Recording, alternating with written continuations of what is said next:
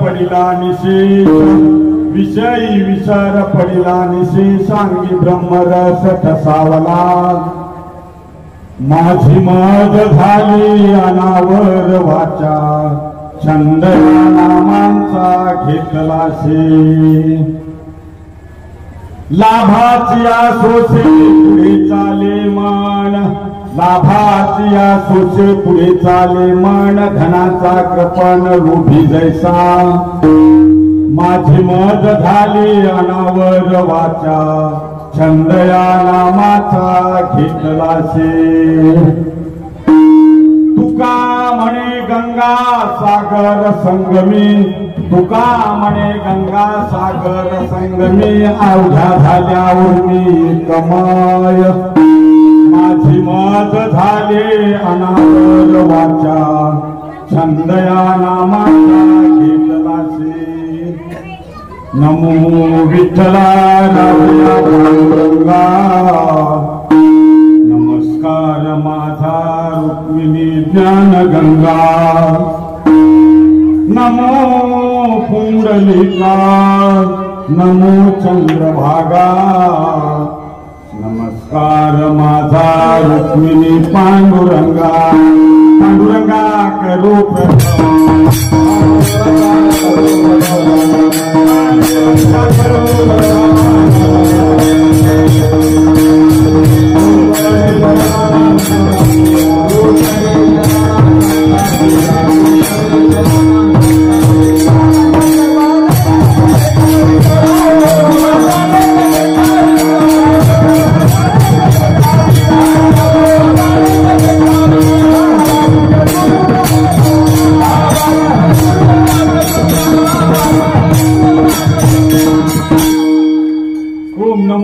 वेद प्रतिपाद्या जय जय ससंविधा देवा तूच गणेशो सकलार्थमते प्रकाश निवृत्तिदासु अवघारी केरुता कल्पतरुवरी फुलोरा काळेसेने पावणे ऋषीसाचा ऐसा कौनी वार्षिका पुरा सुवास देवो चंदनाते काळेसेने चर्चावे अमृताते केहुती रांधावे गगनावरी उभवावे घडी तैसे श्री गुरुचे महिमा नाकळिताचे साधन हे जाणून ज्ञान केले जरी प्रार्थनेचे न्यातले पणे श्री गुरु समर्था रूप करू म्हणे तरी ते मोतिया भिंग देणे तैसे होईल का 15.5 या रजतवनी तैसे स्तुतीची बोलणी उगाच माथा ठेवीचे चरणी हेची भले येई हो येई हो येई हो येई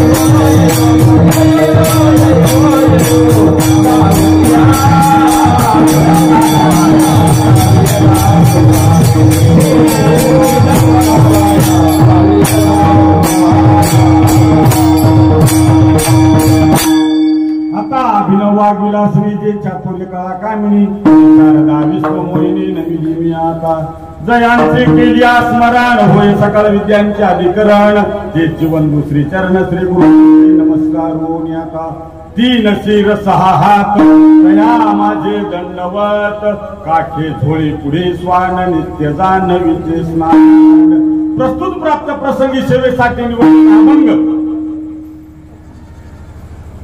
जगताचं कल्याण व्हावं म्हणून स्वतःच्या घरावर तुळशी पत्र ठेवून जगाचा उद्धार करणारे वैराग्यांचे महामेरू साधकांचे मायबाप जगद्गुरु तुकाराम महाराज. तुकाराम महाराजांचा 4 चरणाचा अभंग असून या अभंगाद्वारे तुकाराम महाराज स्वतःला आलेला अनुभव प्रतिपादित करीत आहेत. साधकाने प्रश्न विचारला, महाराज तुमची अशी अवस्था का झालेली आहे? कारण महाराजांची अवस्था कशी झालेली होती, जे जे दिशेभूत ते ते मानिजे भगवंत, हा भक्तियोग निश्चित जाण माझा. महाराजांनी सांगितलं जे परमार्थामध्ये आड येणारे 5 विषय आहेत, स्पर्श रूप रस गंध आणि काय असेल ते, हे 5 विषय जे बाधक आहेत आणि त्या 5 विषयाचा घातक विषयांचा मला विसर पडलेला आहे. आणि ते विसर पडल्यामुळं माझी अवस्था अशी झालेली आहे, मला दुसरा उद्योगच राहिला नाही. कारण विषय असणारे बाजूला गेल्यामुळं माझं एकच कार्य शिल्लक, दिन रजनी हाची धंदा गोविंदाचे पोवाडे. एवढी माझी वाचा अनावर झाली, अनावर वाचा झाली. मी काय करालो याचं मला भान नाही. कोणतंही कार्य करीत असताना मुखामधून भगवंताचं नामचिंतन चालू आहे. आणि नामचिंतन मी कशा प्रकारचं केलं, किती नामचिंतन केलं आणि किती नामचिंतन करण्याचा अट्टहास माझ्या अंतकरणामध्ये उगम पावला. सांगतात आपला जर फायदा असेल तर आपण तिथं आधी जाऊन हजर होतो. फायदा कसा होईल, पदरात कसा पाडून घेण्यात येईल याचा प्रयत्न करतो. किंवा जन्मभर व्यवहार करून हाडाचे कांड करून 1 रुपया न खर्चिता द्रव्य जमा केलं आणि त्या द्रव्याचं जतन जितकं डोळ्यामध्ये तेल घालून कोण जमा करणारा याचक करतो, तेवढं मी नामसाधनाविषयी अट्टहास केला. आणि त्यांच्यामुळं मला अवस्था कोणती प्राप्त झाली. नदी जोपर्यंत समुद्राला मिळत नाही तोपर्यंत तिची धावपळ चालू असते. आणि एकदा समुद्रामध्ये विलीन झाल्यानंतर हे समुद्र आहे का गंगा आहे याच्यामध्ये द्वैत राहत नाही. तशी माझी अवस्था झाली. देवते संत निमित्त प्रतिमा एरवी आपण देवाचेच अंश आहोत. मामेव अंशे जीव लोके. आपल्या हृदयामध्ये त्याचं वास्तव्य आहे. तैसा हृदयामध्ये मी रामू असता सर्व सुखाचा का भ्रांता शिकामू विषयावरी. अशा भगवंताच्या स्वरूपामध्ये मला विषयाचा विसर पडल्यामुळं मी विलीन झालो. असा अभंगाचा सरळ भावार्थ विठ्ठल.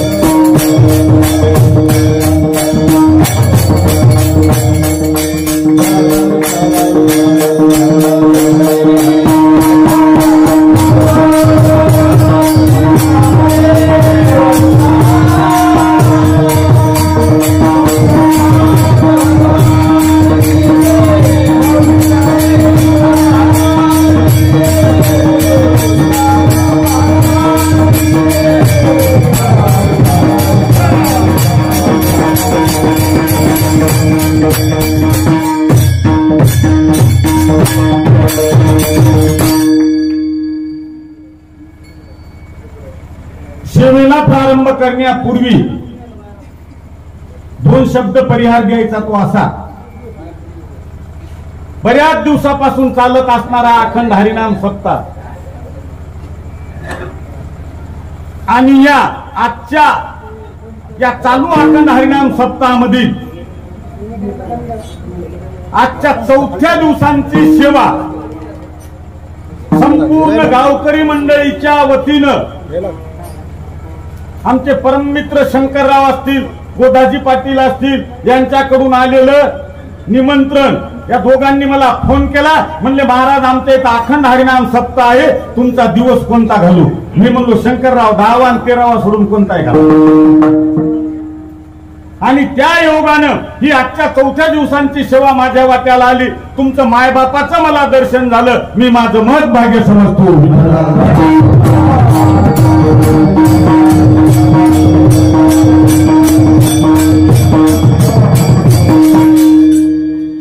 अखंड हरिनाम सप्ताह जर करायचा असेल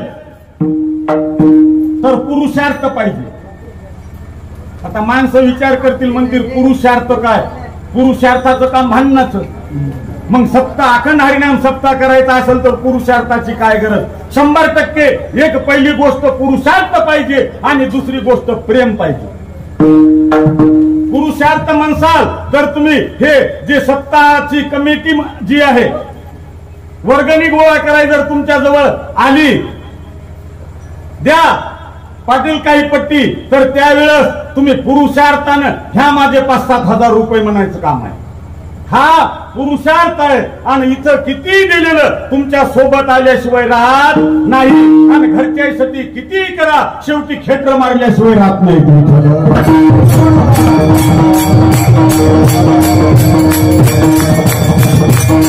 पुरुषार्थाने काम भागत नाही. आता कोणी येऊ लागलं, घ्या माये 5,000, घ्या माये 10,000, सगळे घरी जर श्रवण कराय कोणीच येईना गेलं, भागवतकार किती मोठे जरी लावले, कीर्तनकार किती मोठे बोलवले आणि श्रवण कराय जर श्रोते मंडळी नसेल तर काही उपयोग नाही. म्हणून पहिली गोष्ट पुरुषार्थ पाहिजे आणि दुसरी गोष्ट प्रेम पाहिजे. नुसता पुरुषार्थ किती प्रेम नसेल तर महाराज त्या पुरुषार्थाला किंमत नाही. वाडीकर महाराज आमच्या इथल्या अखंड हरिनाम सप्ताहामध्ये एक आमच्या इथल्या पाटलानं पुऱ्या बुंदी अशी खूप मोठी टोली जनपंगत केली. गावाला चुलबंद आमंत्रण दिलं. पंक्ती बसल्या, आघाडी फिरवली. पुरुषार्थाचं काम की एवढी पंगत करणं. ज्यावेळेस आघाडी फिरली त्यावेळेस हात जोडले आणि म्हणला, पोटभर जेव्हा तुमच्या बापाने काही असं झालंय काय? मला सांगा, पुरुषार्थ आहे मात्र प्रेम नाही, माणसं जेवतील का? अजिबात जेवणार नाही. म्हणून सप्ताह करायचा असेल तर पुरुषार्थ पाहिजे आणि दुसरी गोष्ट प्रेम पाहिजे. मग असं प्रेम आणि पुरुषार्थ असला की चंद्र सूर्य असोपर्यंत सप्ताह चालतो.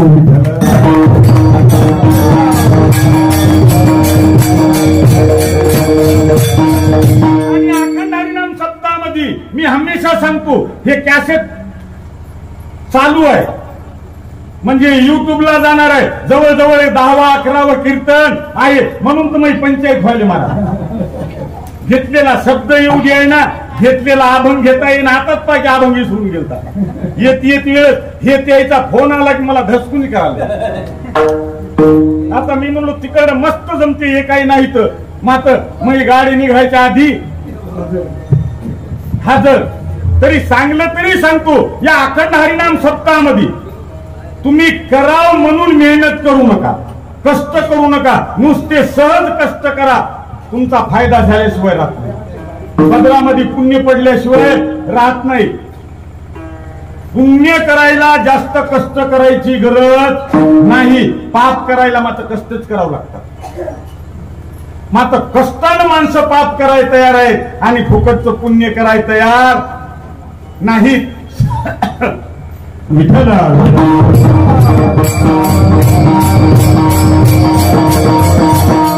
करतो म्हणून तुम्ही सप्ताहामधील कार्य किंवा सेवा करू नका.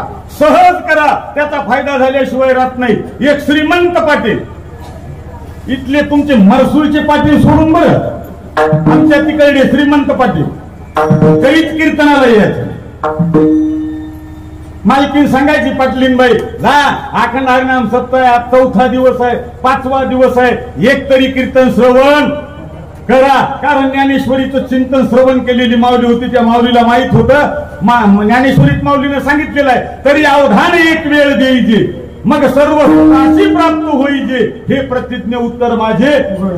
एक सप्त्यामधलं कीर्तन ऐकलं तर उद्धार होतो. म्हणून पाटलाला पाटली दररोज म्हणायची, झाले 2 दिवस शिल्लक राहिले, आज तरी जा. नाईलाजानं 2 जीवावर पाटील कीर्तन श्रवण करण्यासाठी आले. आता मोठा माणूस कधीच न येणारा कीर्तन, मी काय सांगालो, सप्त्यामध्ये सहज तुम्ही सेवा करा, फायदा. मोठा माणूस कधी न येणारा कीर्तन श्रवण करण्यासाठी आले म्हणल्याबरोबर जवळले माणसं म्हणू लागले, पाटील या. काही म्हणू लागले, जागा करून देऊ लागले, पाटील बसा. पाटील असा लाईटचा खांब बसले, टेका दिला आणि महाराजांना गळ्यात इना घेण्याच्या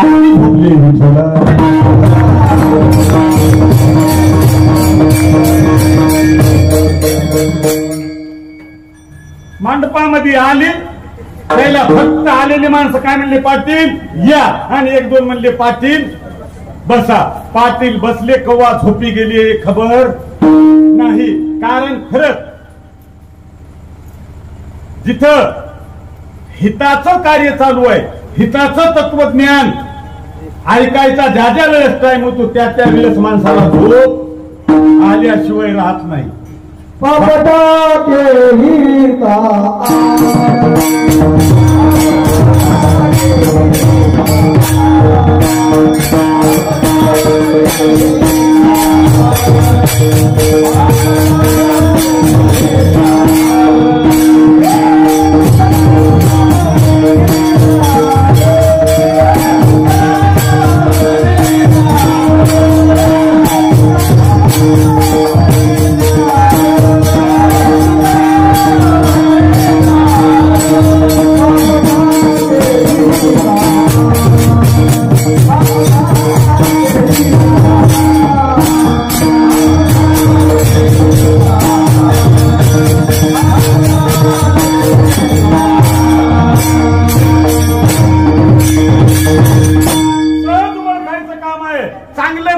खाऊ वाटणं गेलं, तोंडाला चव येईना गेली की समजा याच्या अंगामध्ये ताप आहे.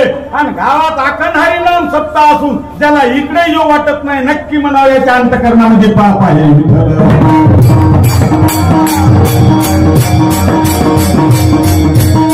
पाटील आले, टेका देऊन बसले, कव्हा झोपी गेले पाटलालाही खबर नाही.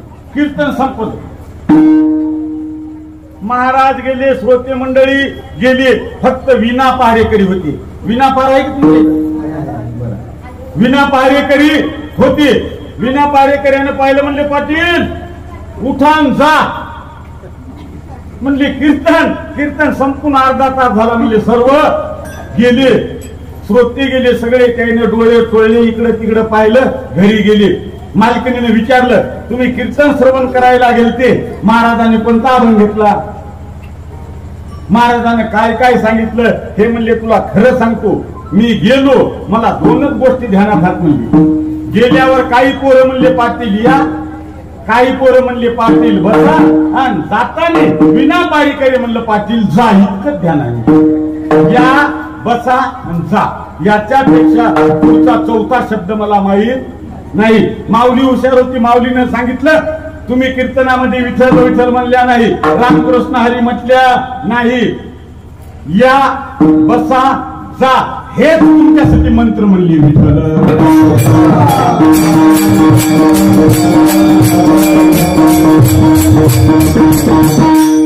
यानं सुरू केली उजळणी, या, बसा, जा, या, बसा, जा. छंदच लागला याला. योगायोग 12 12:30 वाजली, याचा झोपीतही दणका चालू, या, बसा, जा. तेवढ्या 2-3 चोर आले खिडकीला याच्या, आणि योगायोगाने याच्या मुखातून शब्द निघाला, या. चोर म्हणले, पाहिलं मी, याला खबर. मी काय सांगालो, सहज ऐकलं तरी फायदा. चोर म्हणले, नक्की आपल्याला पाहिलं. लपा म्हणले, खाली बसू लागले. बसल्याबरोबर यायची दुसरी बाराखडी चालू, बसा. हे म्हणले, आता तर 100% पाहिलं. पळायच्या तयारीत लागले, जा म्हणले. आता 100% पाहिलं म्हणले. पाटलाची भेट घेतल्याशिवाय गत्यंतर नाही.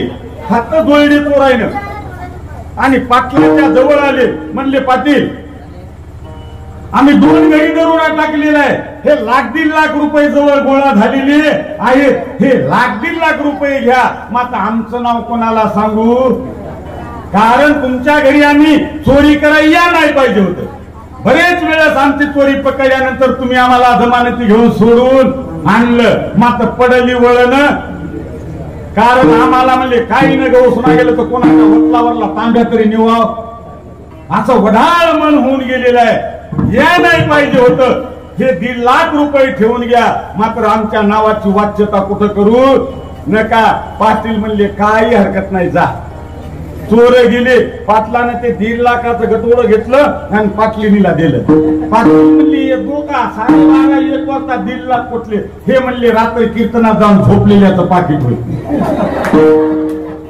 मला सांगा, कीर्तनात जाऊन झोपलं तर 1.5 लाखाचा फायदा झाला, आणि इथे जर येऊन तुम्ही संपूर्ण कीर्तन ऐकलं तर देवच भेटल्याशिवाय राहणार नाही.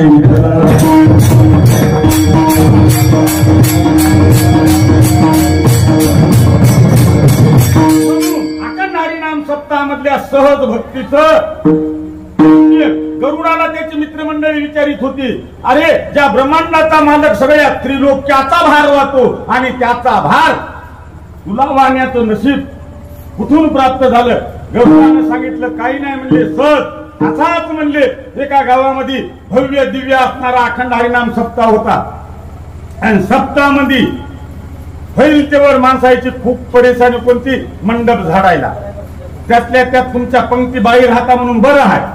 मंडपामध्ये जर पंक्ती असल्या तर काही खरं नाही. बऱ्याच जणांना त्या संयोजक मंडळीनं सांगलं होतं, मंडप झाडारे पोरो, मंडप झाडारे पोरो. कोणी झाडाय तयार नाही. आणि वरून भरारी मारणाऱ्या गरुडाला खालचा मंडप दिसला, आणि मंडपामध्ये कोणीतरी संत मंडळी निश्चित असायला पाहिजे. जरी नसतील तरी त्यांचा पदस्पर्श या भूमीला झालेला असाय पाहिजे. आणि संतांच्या पायाखालच्या मातीचा स्पर्श जरी आपल्याला झाला तर ती दुःखाला कारणीभूत काय आहे? वाचने के बीज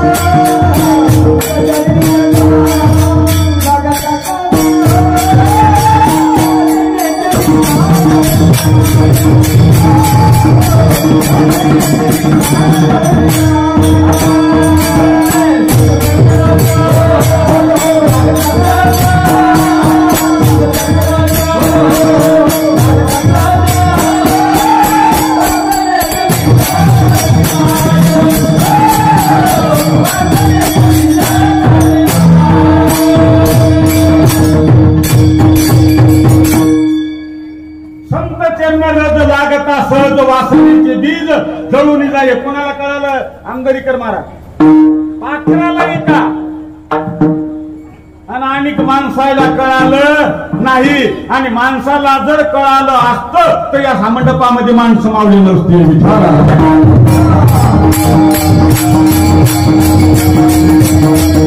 कारण हा नरदेह पुन्हा मिळेल याची गॅरंटी नाही. आणि या नरदेहानं काही करता येते. नरदेह निदान लावले हाती, उत्तम सार उत्तम गती, देव होऊ म्हणते ते होती परिचिती कानं.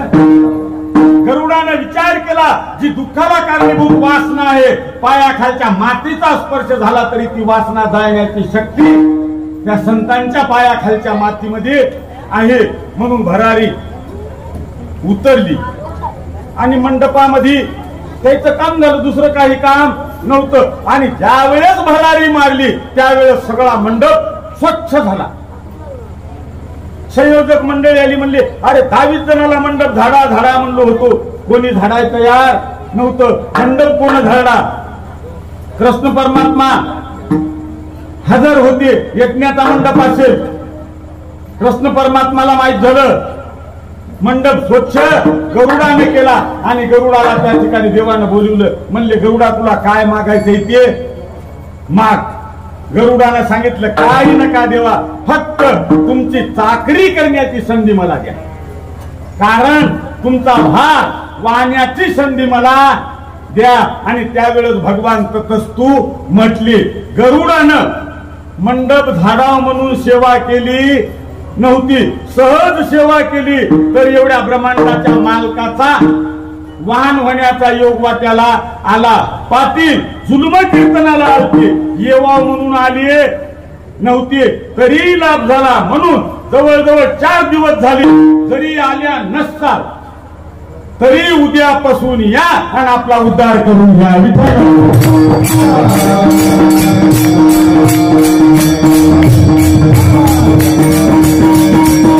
तुकाराम महाराजांची अवस्था कशी झाली होती? विषयी विसर पडिला विशेष. कारण एका एका विषयामध्ये एक एक जण गारद झालेला आहे आणि पंचविषय आपल्या ठिकाणी त्या ठिकाणी तत्परतेनं जागरूक आहेत. आणि विषय सोडणं वाटते तेवढं सोपं नाही. मला सांगा ना, कोणाला स्वतःच वाईट हो वाटते का? अजिबात नाही. हरिपाठ कोणालाही म्हणा वाटते, टाळ घेऊन गळ्यामध्ये कोणालाही उभं राहावं वाटते. आता आपलंही तसंच आहे. आपण भजनही करणं चालू आणि संसारही असणारा चालू. महाराज म्हणतात, तोही देवावरी ठेवू जाता हात, एकही निधानी न जोडे.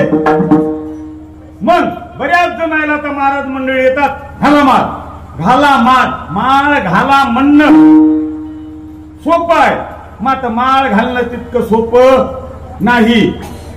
एक एक विषय जर सोडायचा असेल तर त्याची अवस्था काय होती? माऊलीनं वही खर्च केली त्याच्यासाठी. का सारसाई विघडता वत्स ओवाहुनी काढिता, का अनंग दौडिता भानयावरून. नुसतं माणसाला तुम्ही तंबाखू सोडा म्हणा, त्याला किती यातना होतात. आता ते सारस पक्षाचा विषय सांगण्याचा अधिकार मला नाही. आपण गायला वासरू सोडतो, ज्या वेळेस गाय पाणावते आणि पाणावल्या बरोबर आपण वासराला आखडीतो. आता ते वासरू तुमच्या लेकरा बाळाचं बरं होऊ देऊन आशीर्वाद देत असं नाही का? नेमकं त्याच्या मुखामध्ये एक दुधाचा घोट जाते. दुधाचा घोट गेल्याबरोबर आपण आखडीतो. त्याला किती तकलीफ होत असेल, एवढी तकलीफ एक विषय सोडायचा असला तर होते.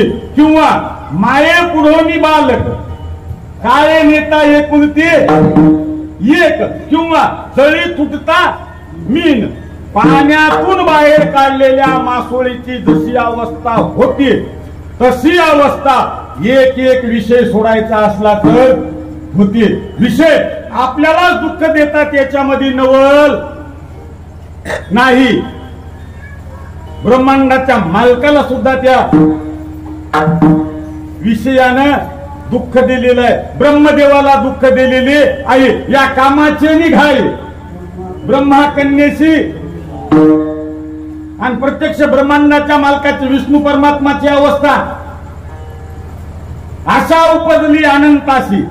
नीच वामनत्व देवाच्या घरी काही कमी होती का? मात्र त्या ठिकाणी ही विषयी वासना तिने देवाला सुद्धा सोडलं नाही. त्या बळीच्या दारामध्ये भीक मागायला जाऊन कोणाला? देवाला कोण?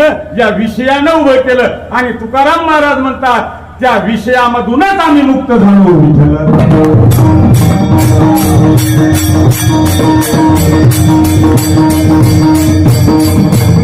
महाराजांची सुद्धा काही खूप कसोटी झाली. गोपाला पाटील गावीचे लोक म्हणण्याची पाळी तुकाराम महाराजावर आली. भंडाऱ्या डोंगरावर नामचिंतन करीत असताना गावातल्या टवाळ खोर मंडळीनं एक सुंदर स्त्री महाराजांकडे पाठवली की महाराजांचं कार्य भ्रष्ट व्हावं. आणि ज्यावेळेस ती सुंदर माऊली जवळ आली त्यावेळेस तुकाराम महाराजांनी त्या माऊलीला उत्तर दिलं,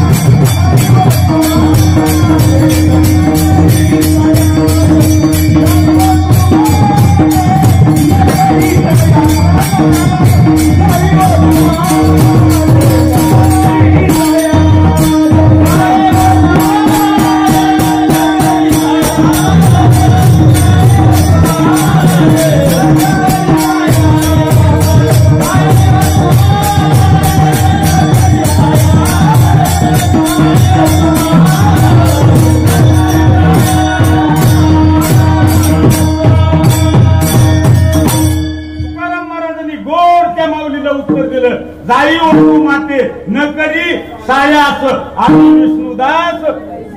आणि तशीच अवस्था छत्रपती शिवाजी महाराजांची जाणत्या राज्याची होती. कारण छत्रपती शिवाजी महाराज ज्या ज्या वेळेस तुकाराम महाराजांचं कीर्तन असायचं त्या त्या वेळेस कीर्तन येऊन श्रवण करायचे. कारण आईसाहेबाची आज्ञा कशी होती, राजकारणाला जर अध्यात्माची जोड लागली तर ते राजकारण कव्हाही शिगीला गेल्याशिवाय राहत नाही.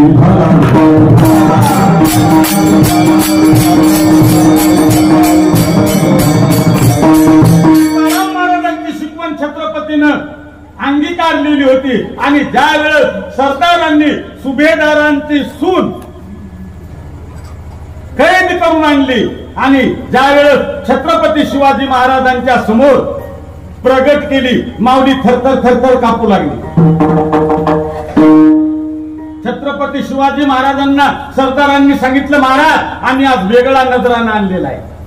आणि ज्या वेळेस त्या पालखीचा घुंगट काढला आणि त्यावेळेस त्या माऊलीचं रूप पाहिलं, महाराजांच्या तळपायाची आग मस्तकाला गेली. आणि त्यावेळेस सहज छत्रपतीच्या मुखामधून उद्गार निघाले, महाराज जमते का?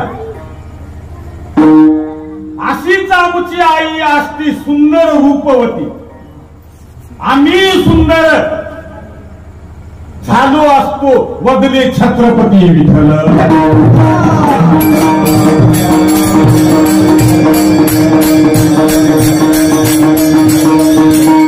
रूप नावाच्या एका विषयामध्ये पतंग नावाचा किडा जीव गमावून बसला.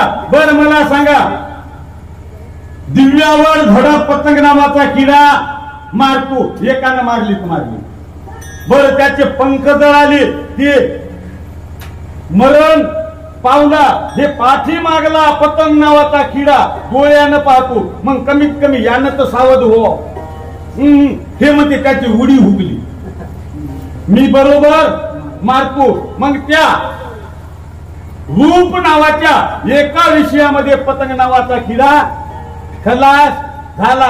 स्पर्श विषयामध्ये हत्ती एवढा असणारा स्पर्श विषयामध्ये मरण पावून गेला. मोठमोठाली झाडं सोंड न बांधणारा हत्ती मात्र त्या ठिकाणी कागदाची हत्ती तयार करतात, मोठा खड्डा करतात आणि हा हत्ती त्या स्पर्श विषयाच्या नादानं त्या हत्तीकडे जातो आणि त्या गड्ड्या खड्ड्यामध्ये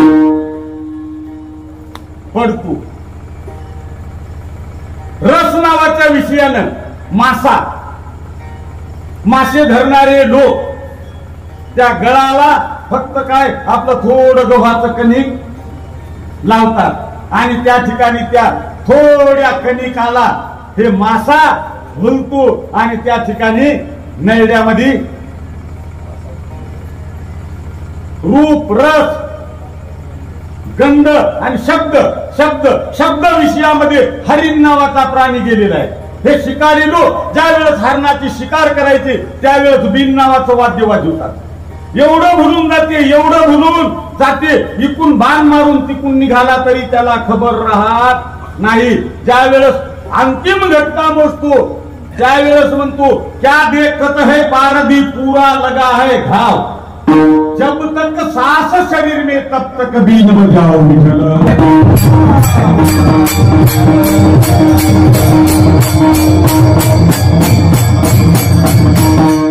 त्या विषयामध्ये हरिण नावाचा प्राणी कव्हा जीव गेला याची खबर राहत नाही.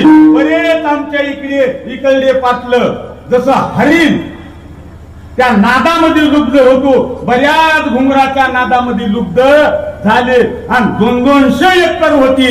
कव्हा द्यायचं सरून गेलं आणि लोकांच्या मांडवावर दोऱ्याला वळू लागले याचा पत्ता लागला नाही. म्हणून एक विषय एवढा घातक आहे आणि पंचविषय असणारे आपल्या हृदयामध्ये आहेत. आणि तुकाराम महाराज म्हणतात त्या ठिकाणी त्या विषयाचा मला विसर पडला म्हणून माझ्या हृदयामध्ये ब्रह्मरस असणारा ठसावला. वैराग्य, भक्ती आणि वैराग्य असेल तर हे विषय नाहीसे होतात. आणि जर तुम्ही ज्ञानानं नाहीसे करण्याचा प्रयत्न केला तर ज्ञानानं नाहीसे होत नाहीत. ज्ञानी खूप महात्म्य आहे, मात्र फोन लावल्याबरोबर त्याचा ते विषय होऊन गेला असतो. 35,000 रुपये पाहिजे. ज्ञान खूप प्राप्त झालेलं आहे आणि ज्ञानानं जर विषय नाहीसे होत असतील, भगवंताची प्राप्ती होत असेल तर नाथ महाराज म्हणले नसतील भक्ती प्रेमाविन ज्ञान नको देवा, अभिमान नित्य नवातया माझे विठ्ठल.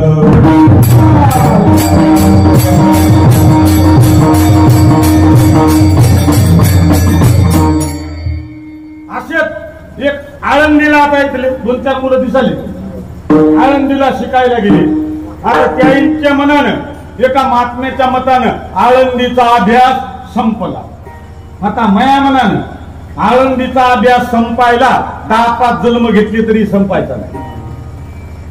आमच्या इथला एक मुलगा आहे, महाराज म्हणला मग संपला म्हणला आळंदीचा अभ्यास. म्हणलं पाया पडतो ऋषी केसला तुला म्हणले, मी कोणी केसला जा काही हरकत नाही. तसं एक ज्ञानी इथलं अध्ययन जवळजवळ संपलं. ऋषिकेशला गेले, काशीला गेले. काशी विद्यापीठामध्ये पंडित शास्त्री ही पदवी प्राप्त झाली आणि योगायोगाने असंच निवडणुकीचं वातावरण होतं. आणि काय आहे की या पुढारी लोकांना महाराजांची लय आवड. काशी विद्यापीठामध्ये पहिला नंबर आला त्याचा. जिकडं तिकडं भारतामध्ये एका रात्रमध्ये त्याचे पोस्टर लागले. महाराष्ट्रातला होता, नागपूरच्या स्टेशनावर आल्याबरोबर एका मंत्र्यानं अडवलं, चला महाराज आपल्या घरी, चला आपल्या घरी. वाजत गाजत मिरवणूक काढून महाराज घरी नेली. मात्र त्या मंत्र्याची पत्नी होती जातिवंत माळकऱ्याची मुलगी. त्यानं सांगितलं पंचारतीचं ताट करा. महाराजांचा भारतात पहिला नंबर आलेला आहे, महाराजांची पंचारती करा. ती खास माळकऱ्याची मुलगी होती, तिनं सांगितलं मी पंचारती करते, मात्र महाराजांना माझ्या प्रश्नाचं उत्तर दिलं तर. ते म्हणले पंडित शास्त्री पदवी मिळवली आणि तू घरात होत्या करणारी बाई काय प्रश्न विचारणार, विचार तू माझ्या हिशोबाने. महाराज दरोजामध्ये आले, छाती काढून त्या माऊलीने सांगितलं महाराज मी पंचारती करते, मात्र माझ्या प्रश्नाचं उत्तर तुम्हाला द्यावं लागेल. महाराज थोड्यामध्ये आले. काशी विद्यापीठात शास्त्री पंडित पदवी प्राप्त झाले. विचारून बाई काय प्रश्न विचारणार आहे. त्या बाईने प्रश्न विचारला महाराज तुम्हाला ओवाळते, मात्र माझ्या प्रश्नाचं उत्तर द्या. म्हणले सांग लवकर प्रश्न सांग, मला नाही. म्हणली पापाचा बाप कोण आहे विठ्ठल.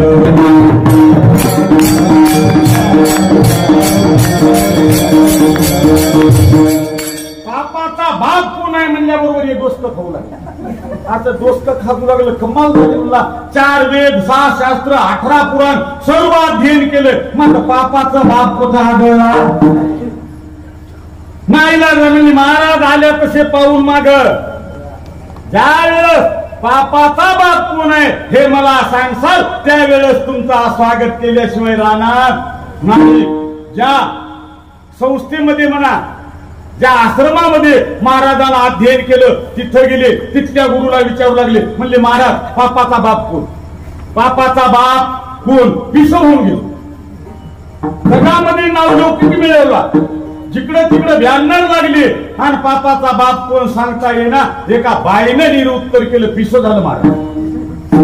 कोणीकडे भटकू लागलं, येड्यावरी आढळलं त्या माणसाला विचारू लागलं पापाचा बाप कोण, बापाचा बाप कोण. भैकून गेला विठ्ठल.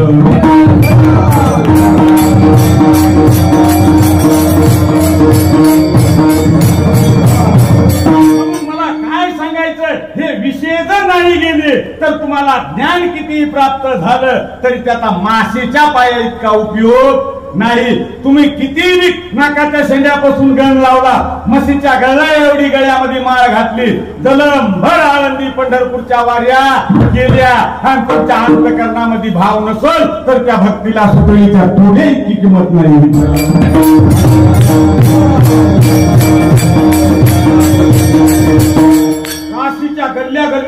महात्मा फिरू लागला जवळजवळ विश्वास कोण्या गल्लीला गेलो याचं भान राहिलं नाही आणि योगायोगानं त्याचं दुर्दैव जी वेशाची गल्ली होती त्या वेशेच्या गल्लीमध्ये गेला. विचारू लागला पापाचा बाप कोण. वरून दुसऱ्या मजल्यावरून त्या वेशेनं पाहिलं आणि सांगितलं ज्या महात्म्यानं या गल्लीमध्ये या नाही पाहिजे पुऱ्या भारतामध्ये ज्या महाराजांचा पहिला नंबर आलेला आहे आणि महाराज काय इड्यावर हिंडत आहे. माडीवरून खाली आली आपल्या दारामध्ये आली आणि महाराजांना सांगितलं महाराज या. महाराजांना पाहिला बोर्ड तर वेश्यावस्ती असा बोर्ड पाहिला आणि महाराज एक पाऊल मागे सरकले. अजिबात ही तुमची वेशाची गल्ली हे तुझं वेशेच मी अजिबात येऊ शकत नाही. मात्र त्या वेशेने सांगितलं महाराज ज्याच्यासाठी तुम्ही पिशे झाल्या ज्याला त्याला विचारिता पापाचा बाप कोण आहे पापाचा बाप कोण आहे. महाराज या एकतर तुमच्या प्रश्नाचं उत्तर देतो आणि दुसरी गोष्ट 25,000 रुपये देतो.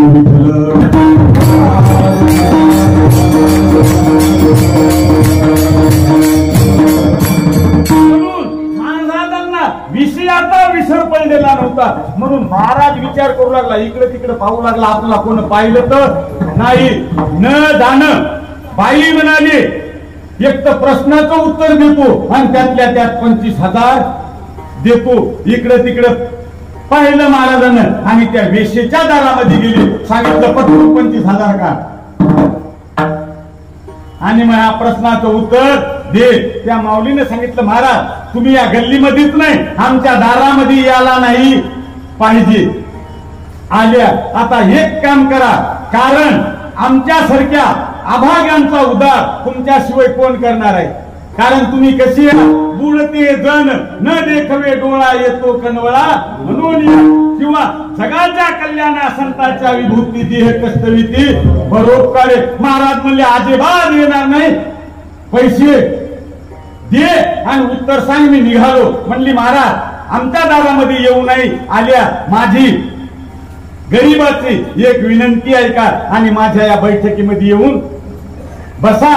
महाराज 25 नाही 50,000 रुपये देते आणि तुमच्या प्रश्नाचं उत्तर देते. विठ्ठल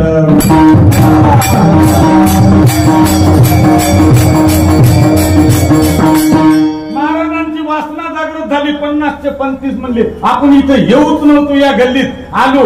गल्लीत आलो तर दारात या नाही पाहिजे होता आलो. आता 25चे 50 मिळाले बैठकीत जायला काय हरकत. आणि महाराज त्या 50,000च्या लालसेनं त्या वेशेच्या बैठकीमध्ये गेले. वेशेनं तिसरी विनंती केली. म्हणली महाराज आमचा सगळे लोक अवेर करतात तुम्ही इथे येऊ नाही आल्या आमच्या बैठकीमध्ये बसू नाही बसल्या. माझी एक तिसरी इच्छा आहे. मी तांदूळ देते तेलमीठ देते तुमच्या हातानं पाणी काढा खिचडी करा आणि 2 घास खा. म्हणजे आबा बाबा अजिबात जमत नाही. महाराज 75,000 दे. महाराज विचार करू लागले येऊ नाही आलो बसू नाही बसलो 75,000 रुपये मिळाले. थोडी खिचडी खायला काय हरकत आहे. एवढा जगामध्ये प्रसिद्ध झालेला महात्मा मात्र 75,000च्या लोभामुळं लोभ नावाचा विषय नाहीसा न झाल्यामुळं बळी पडली. हातानं पाणी काढलं माऊलीनं तांदूळ दिले खिचडी केली ताटामध्ये घेतली आणि शेवटी ती असणारी माऊली जवळ आली. म्हणली महाराज माझी एक शेवटची इच्छा आहे. म्हणजे आता काय इच्छा राहिली तुझी. सगळे हात धुवून माझ्या पाठीमाग लागली. दारात येऊ नाही आल्या बैठकीत येऊ नाही आल्या खिचडी करू नाही केल्या. मात्र महाराज 1,00,000 रुपये देते आणि तुमच्या प्रश्नाचं उत्तर देते. एक घास माझ्या हाताने खा.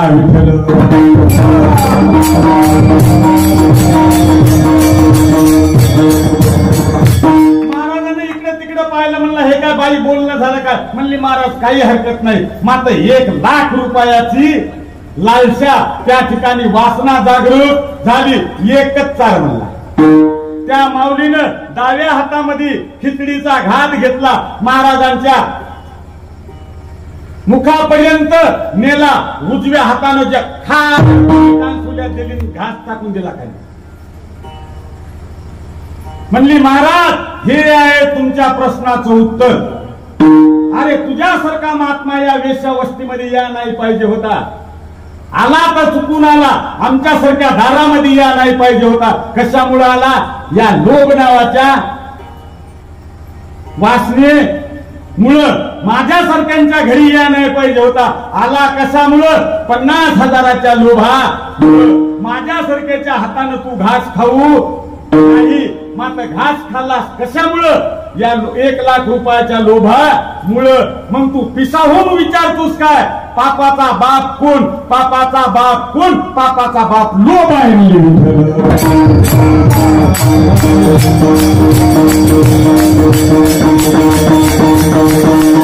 म्हणून किती लोभ असणारा त्या ठिकाणी महात्मा झाला, ज्ञान प्राप्त झालं, आणि त्या ठिकाणी म्हणाले हे विषयामधून असणारा प्रावर्त नाही झाला तर शेवटी दुःख भोगण्याचा टाइम आल्याशिवाय राहणार नाही. मग मला सांगा, आपले हे विषय किंवा या विषयाचा विसर पडणार नाही का? निश्चित पडतो. मात्र काही काही तत्व बाळगावं लागतात.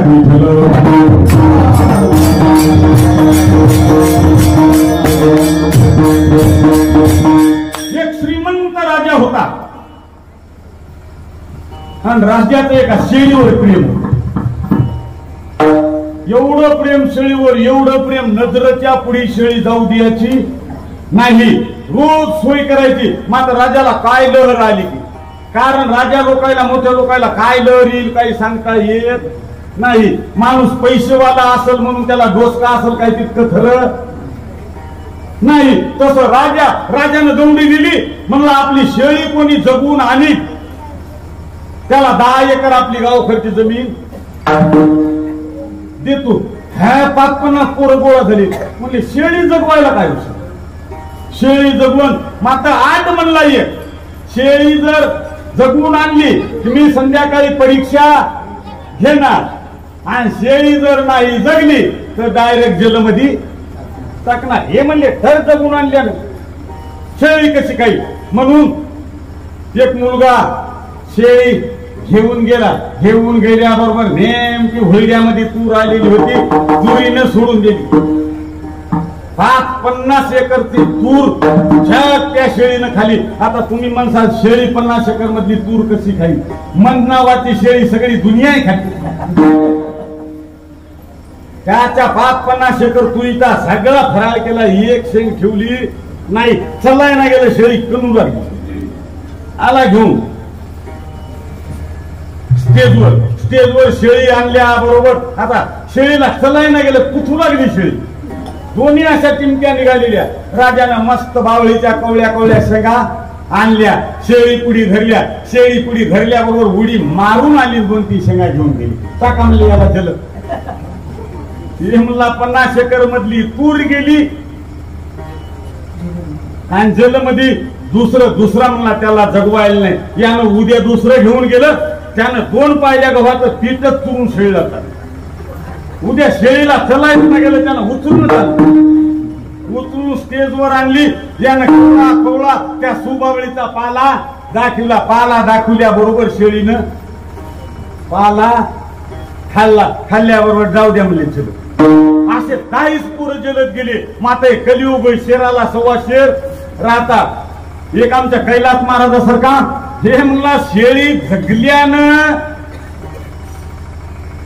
बक्षीस मिळत नाही, फक्त शेळीनं काही न खाल्लं पाहिजे. त्यानं उद्या शेळी घेऊन गेला आणि एक असं इतकं टिकोर केलं. कवळा सुबाबळाचा पाला असा त्या शेळी पुढी धरला. शेळीनं तोंड लावा म्हणलं की या काम मी कोणी शेळी करायची पळून दुमार बाबळीच्या शेंगा आणायच्या. 2-4 त्या बाबळीच्या शेंगा शेळी पुढी ठेवायच्या. तिने तोंड लावायचा म्हणलं की इकडच्या गालात रठा. ही फर ठोकून शेळी मोकळीच केली. खिळखिळ तिने पुरीचा धाळा दाखवला की शेळी तिकडच पळून जाऊ लागली. त्यानं ध्यान लावला आणि ध्यान लावून शेळी आणली. मस्त बाजू शेळी येईच ना गेली इकडे. तिला माहित होत राजा सगळा दाखवतील, येईच ना गेली. हा हूं करून कशी उचलून स्टेजवर शेळी आणली. शेळी आणल्याबरोबर म्हणले महाराज जपून आणली. आता हिचे पोट भाते मधात गेलेली रच्चीच होती. काही खायला इकून दाबण पोचलं तर तिकडे जायचं. अशी शेळीच्या अवस्था राजानं पाहिली. म्हणला राजा बैमाना चारली काय जगली काय शेळी? महाराज परीक्षा घ्या, काही फिकीर नाही. राजाने सुबावळीचा पाला आणला. जे शेळीनं स्टेजून उडी मारली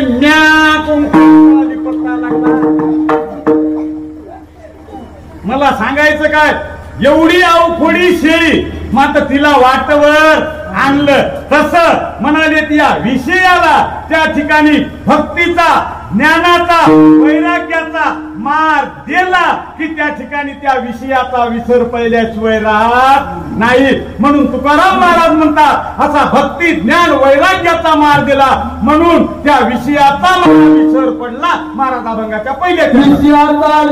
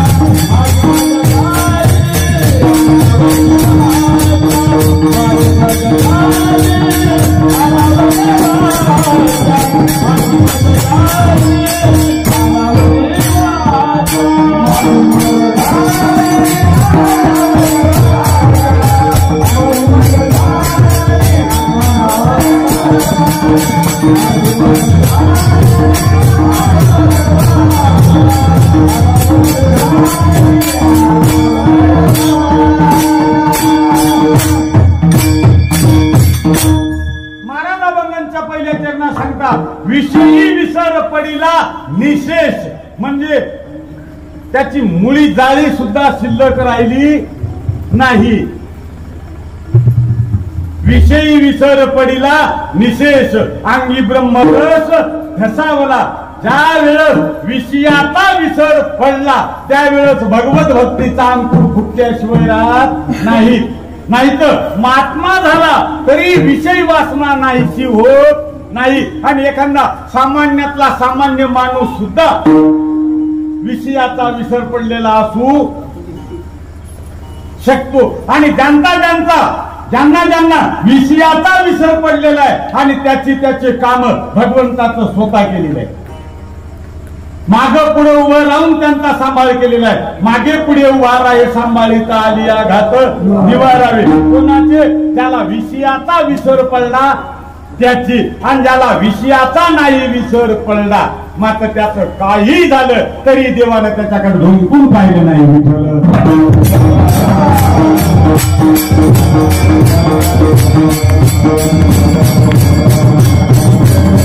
विषयाचा विसर पडला की त्याची काळजी देवाला. विषयाचा विसर पडला की आपण भार देवावर घालतो, आणि देवावर भार घातला, तुका म्हणे भार घातली यावरी होईल कैवारी नारायण. असं तुमच्या गावासारखं गाव वासना धरून तुम्ही विषय कोणती वासना अंतकरणामध्ये धरून तुम्ही कोणतंही कार्य करणार, वाट्याला दुःख आल्याशिवाय राहते. आणि निरपेक्ष वृत्तीनं देवाचं कार्य करा, देव त्याचं कार्य केल्याशिवाय राहत नाही. एक असं तुमच्या गावासारखं गाव, त्या गावामध्ये भागवतकार आहे. भागवतकार निरपेक्ष वृत्तीचे होते, तुकाराम महाराजांसारखे. देवाची या चाडे आळवावे देवा, फक्त काही घेणं देणं नाही, उद्याचं काय होईल याची चिंता नाही, असे निरपेक्ष वृत्तीनं गावातल्या 4-2 मंडळींच्या जवळ आले आणि सांगितलं, तुमचं दत्त मंदिर जरा बाजूला आहे, मी भागवत कथा करतो. गावकरी मंडळीनं सांगितलं, हळदी काढायचा टाइम आहे, आम्हाला मरायला टाइम नाही, तू भागवत ऐकायला कोण आहे, आमच्या गावामध्ये भागवत करायचं नाही. काही हरकत नाही म्हणले, गावाच्या बाहेर गेली.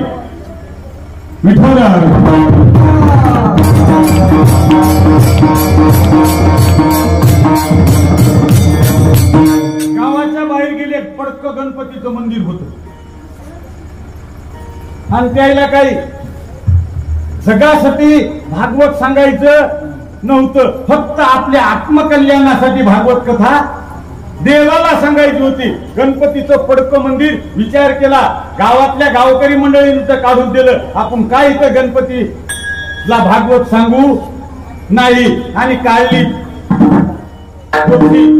आणि भागवत कथेला प्रारंभ केला. दररोज भागवत चालू व्हायचं, श्रवण कराय कोणी नाही, त्याच्यावर 4 आणे दक्षिणा कोणी द्यायला तयार नाही, ऐकायच कोणी नाही, ते दक्षिणा कोण देणार. 5-6 दिवस झाले, 7 दिवस झाले, मला काय सांगायचं, निरपेक्ष वृत्तीनं परमार्थ करा, देव दिल्याशिवाय राहत नाही, आणि अपेक्षा धरून परमार्थ करा, तुमच्या पदरामध्ये दगड पडल्याशिवाय राहणार नाही. निरपेक्ष वृत्तीचा परमार्थ होता. 6 दिवस झाले, 6व्या दिवसाची रात्र 8-9 वाजली, आणि 9 वाजता एक गावातला असणारा भक्त, जमल तसं म्हणजे आपल्यासारखा भक्त, देवदेवळी करायचा, लपाडुपी करायचा, दाक्षिणी भक्ती म्हणजे आपल्या ढोबळ भाषेत सांगायचं मुमे राम बगल में, या वृत्तीला फक्त काहीतरी आपल्याला प्राप्त व्हावं म्हणून देवाची भक्ती करायचा. योगायोगानं मोठी दुकानदारी व्यवसाय बंद केला. गणपतीच्या दर्शनाला नित्य नेमानं 9 वाजता गेला. योगायोगानं आता याची पोथी चालू नाही, काही नाही, हे घरी आलेले होते. 9:30 वाजता भगवान शंकर गणपतीच्या जवळ आले आणि गणपती बाप्पाला सांगू लागले, गणपती 5-6 दिवस झालं एक महात्मा तुला भागवत सांगालाय, त्याच्या कथेवर आणि कोण चालण्याची बंदी ठेवली नाही. अरे गणपती, असा जर त्याचा परमार्थ केला तर लेकर बाळाचे कसं होईल,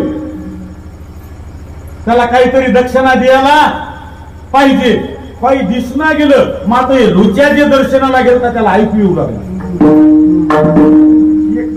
म्हणला कोण बोलालंय, गणपतीलाच बोलालंय, भागवत करायला काहीतरी दक्षिणा दे म्हणाले. त्यावेळेस गणपतीने सांगितलं, उद्या कथेची सांगता आहे आणि सांगतेच्या वेळेस 1,00,000 रुपये मी त्या ब्राह्मणाला दक्षिणा भागवतकारला देणार आहे. यानं कानच तो पडला.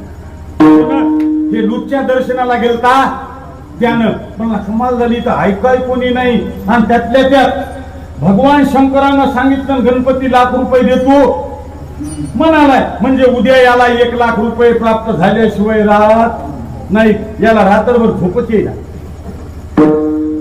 दिवस निघण्याच्या आधी त्याच्या घरी गेला.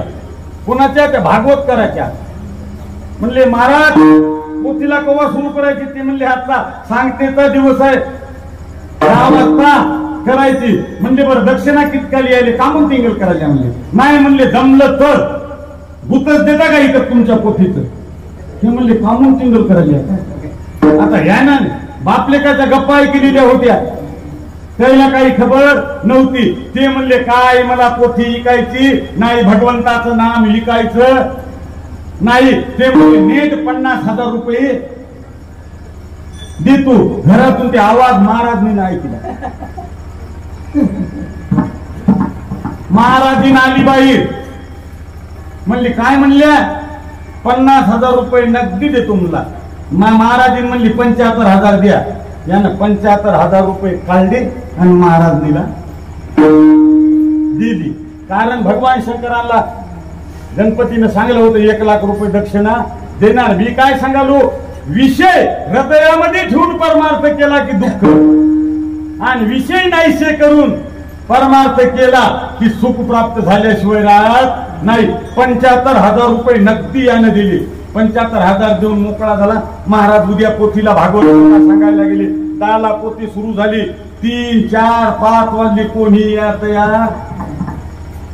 टाइम झाला. हे पोथी गुंडाळू लागले. म्हणजे तुमच्या हात जोडतो घंटाभर करू द्या. म्हणजे गणपती बाप्पा 1 लाख रुपये देतील. हे म्हणले 7 दिवसाचा मला उपास आहे.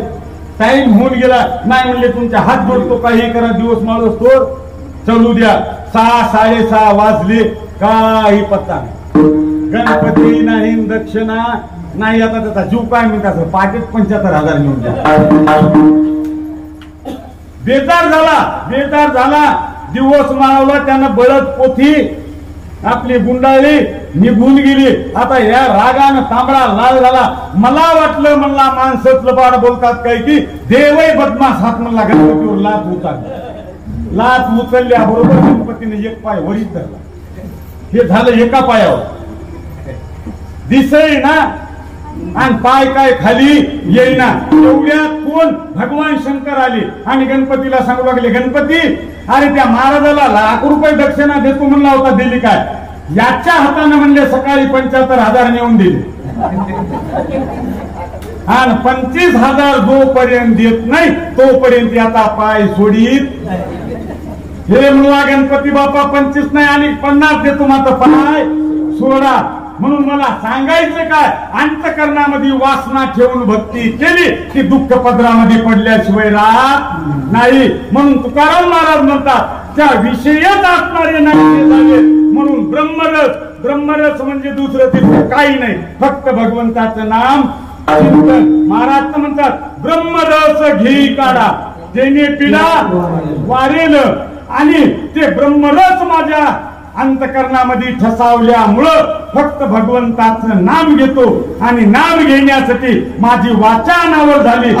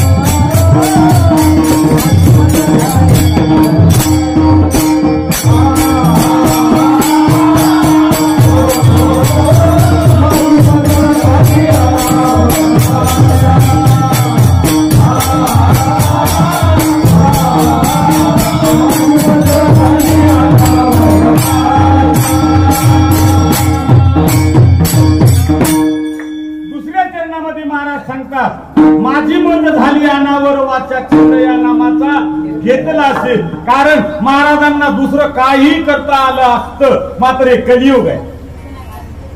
वेगवेगळ्या युगामध्ये वेगवेगळी साधनं होती.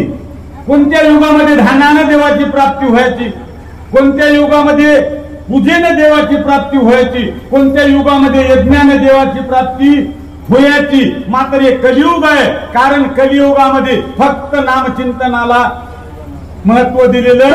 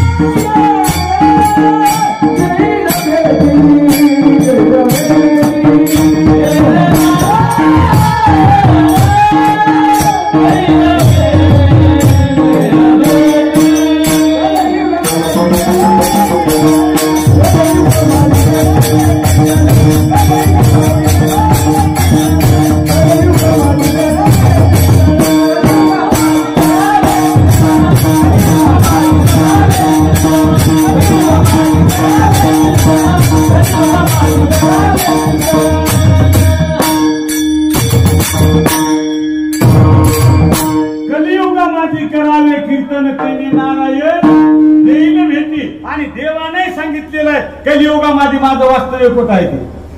माझे भक्त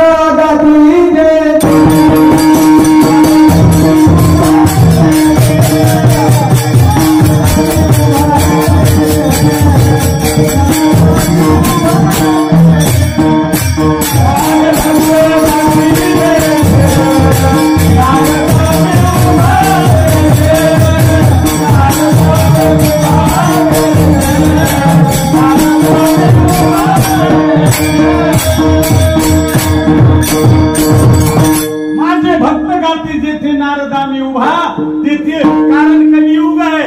गायत्री सारखा मंत्र नाही, एकादशी सारखं व्रत नाही, द्वादशी सारखी तिथी नाही, आई वडिला सारखं दैवत नाही, आणि कलियुगामध्ये नामचिंतनाशिवाय साधन नाही.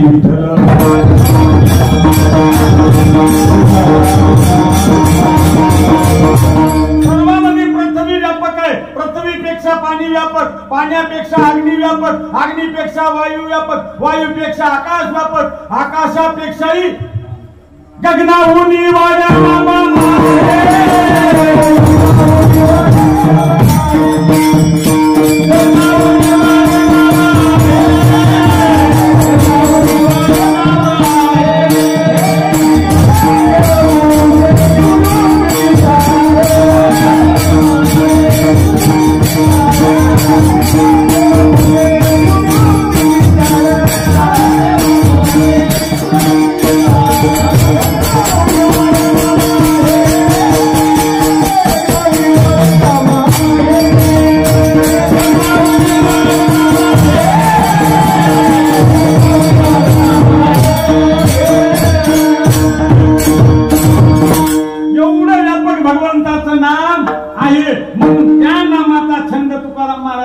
मला लागला.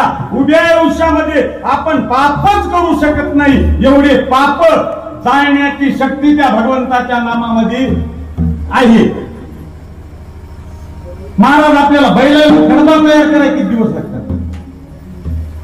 बैलाला कडबा तयार करायचा 4 महिने.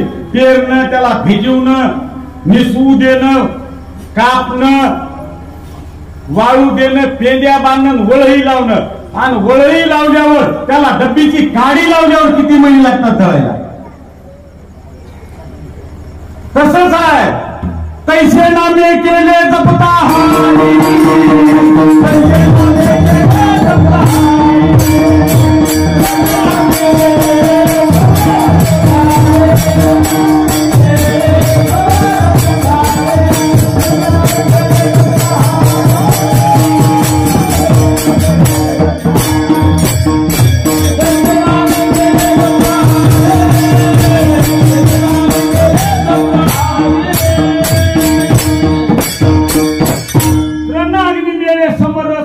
पैसे नामे केली जप्तारी. मला सांगा ना, त्या वाल्या कोळ्या इतके आपण पापी आहोत का?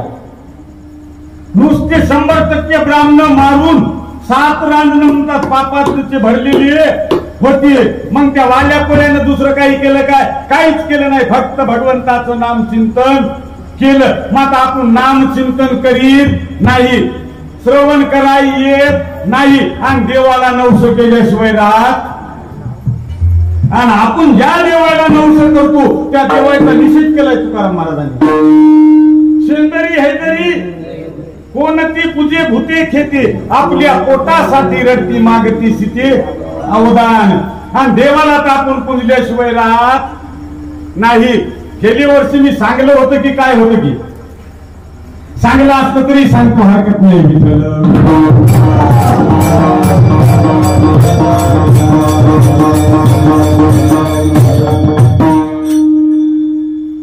माऊल्यावर तुमच्या इकडे चतुर्थी धरतात काय? आमच्या इकडे चतुर्थी धरतात. आता तुमच्या इकडे विदर्भ आहे, विदर्भात चंद्र किती वाजता निघते? कमीत कमी 9च्या पुढीच, 9:15, 9:30, 9च्या पुढी आमच्या इकडे चतुर्थी धरतात. 9, 9:30ला चंद्र निघतो. ह्या माऊल्या पूजा करतात, जे माऊल्या पूजा करतात, घरचा चंद्र 7 वाजता येतो. ध्यानात आला का? घरचा चंद्र ईडभर आऊ घालून हळद काढून 7 वाजता घरी येतो, हातपाय धुतो, म्हणतो बरोबर आज लई काम झालंय जेवायला. माऊली म्हणते थांबा, आणि 2 तास टाइम चंद्र दर्शन व्हायला आहे. हे 2 तास वाट पाहून पाहून कव्वा झोपी गेले याचा पत्ता लागत. मग मला सांगा, जे चंद्र खाते त्याला खाऊ देत नाही, आणि जे खात नाही त्याला पुंजल्याशिवाय राहत नाही. मग मला सांगा, अशा किती चतुर्थ्या धरल्यावर देव पावलं.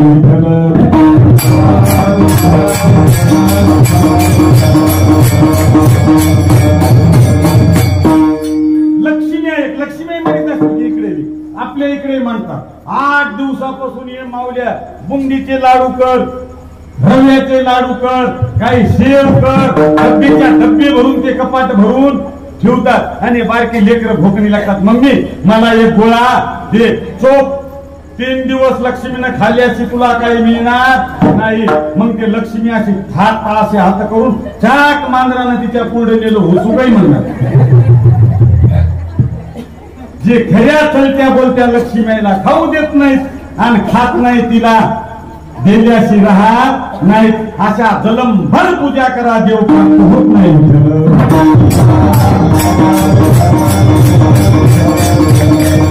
सत्यात एक कीर्तन आहे का, तेवढा परमार्थ तुमच्या पदरात पडल्याशिवाय राहत नाही. मी सांगणार ओवी आधीच सांगून गेलो. तरी अवधान एक वेळ देईजे, मग सर्व सुखाशी प्राप्त होईजे. हे प्रतिज्ञ उत्तर माझे उघड आहे का? बरं इथं तकलीफ आहे का काय महाराज? माऊलीनं त्याचंही सांगितलं, मनाचा मारून करिता इंद्रियाची त्रासन देता, येथे मोक्ष आहे ऐता सर्वनाची माझी विठ्ठल.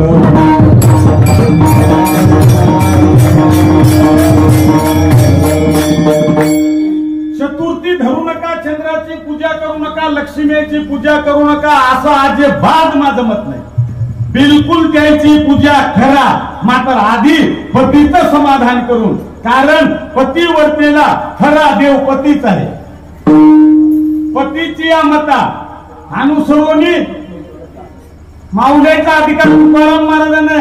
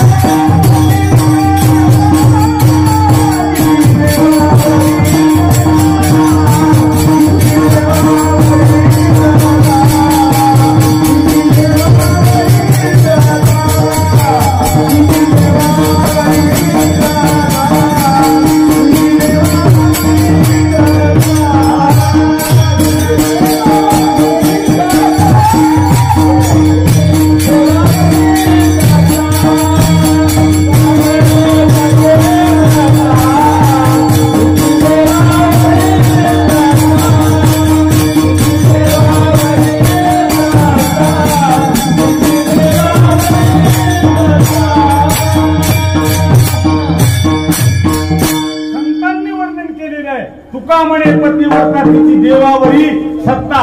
देवाचंही काही चलत नाही. एक ऋषी महात्मे त्रिकाळ संध्या करायची आणि योगायोगानं दिवस माळवता आपल्या मालकिनीच्या मांडीवर मुंडकं ठेवून झोपी गेली.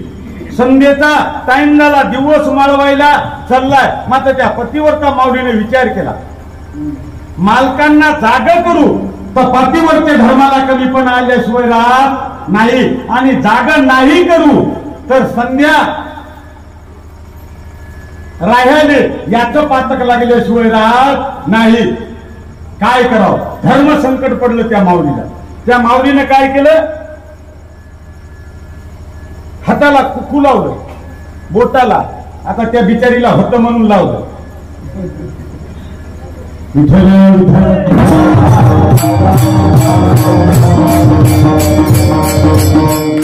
आणि ते पाण्यामध्ये बोट बुडवलं आणि सूर्याला दाखवलं. सूर्य जागीच उभा राहिला. 4चा टाइम झाला. गुत्तेच्या बाया जे निर्णयाला होत्या ते खुश झाल्या, दिवस माळवत ना. आणि रोजाच्या बाया जे भेजार होऊ लागल्या, ते खालचे लोक सूर्याला म्हणाले, अरे ये की बाबा, 2-3 घंटे झाले.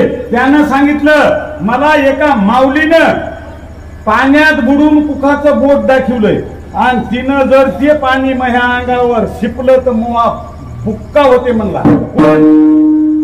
सूर्य एवढी त्या माऊलीमध्ये शक्ती आहे. म्हणून तुम्ही बाकीच्या देवाची पूजा करा, मात्र आधी मालकाची पूजा करून करावी.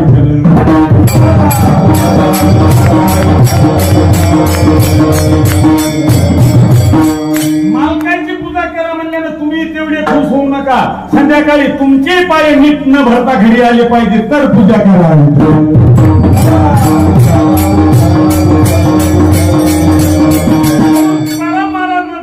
विषयाचा विसर पडल्यामुळं दुसरं काहीच नाही, फक्त दिन रजनी हाची धंदा गोविंदाचे पवाडे. त्या भगवंताचं चिंतन करतो. मात्र माणसं कसे राहतात, काही मनानं परमार्थ करण्याचा प्रयत्न करतात. हरिपाठात माऊली सांगतात, मनोमार्ग गेला तो तिथे मुकला. आमच्या इथलं एक म्हातारं म्हणायचं, मी ध्यानानं देवाची प्राप्ती करतो. नामानं करणार, कुठं कीर्तन ऐकायला येईना, घरीच बसल्या बसल्या असं मस्त मोठ्या रस्त्याला बैठक, घोंगडी टाकायचा नायजत, रामकृष्णारी भल्ली म्हशीच्या गरड्या एवढी मार, रामकृष्णारी डोळे उघडे काही बंद, काही उघडे काही बंद, काही असा जप.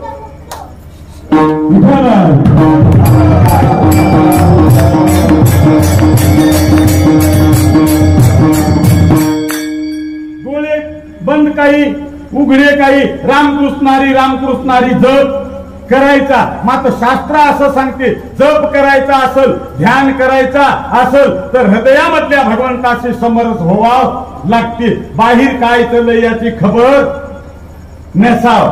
मग आपलं मन एकाग्र होते काय? अजिबात होत नाही. कारण मना इतकं चंचल काही नाही.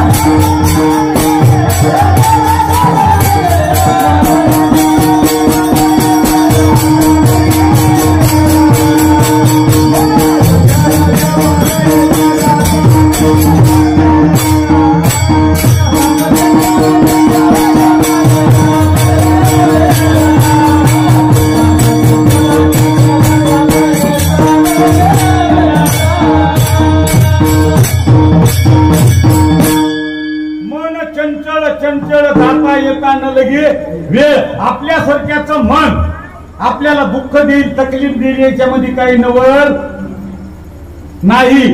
नामदेव महाराजांना देवाकडे मनाविषयी तक्रार केली, कीर्तनी बैसता निद्रे नागविले, मन माझे गुंतले विषय सुका. मग मला सांगा नामदेव महाराजांची ही अवस्था. मग मला सांगा आपल्याला जर ध्यान करायचा जप करायचा मन एकाग्र होईल का? नाही. मग ते म्हातारा आमच्या इथलं जप करू लागलं.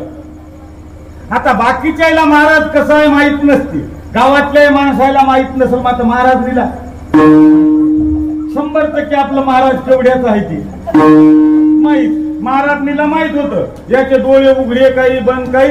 तिनं चुलीवर 5-6 लिटर दूध तपू लागलं. तिने सांगितलं म्हणजे अय झोप. आणि खरंच असंच बोलतात बाया.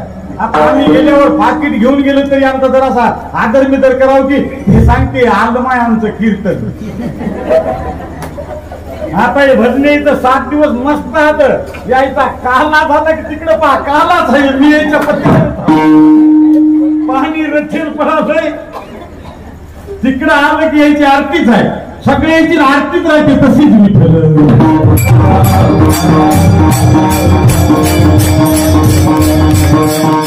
5-6 लिटर दूध तपू लागलं. त्या माऊलीला माहित होतं हे आपला महाराज कोण्या हिशोबाचा जप करणारा आहे. ते म्हणले जप. शेळीचे पिल्ले बाहेर उड्या माराले. खाटीत कायला गिऱ्हाईक आलंय हिकायचे का कसे? हे म्हणते रामकृष्ण हरी भाव शिर आले तर दे नाही तर 8 दिवस ना पोळ्याचे कर आहे विठ्ठल.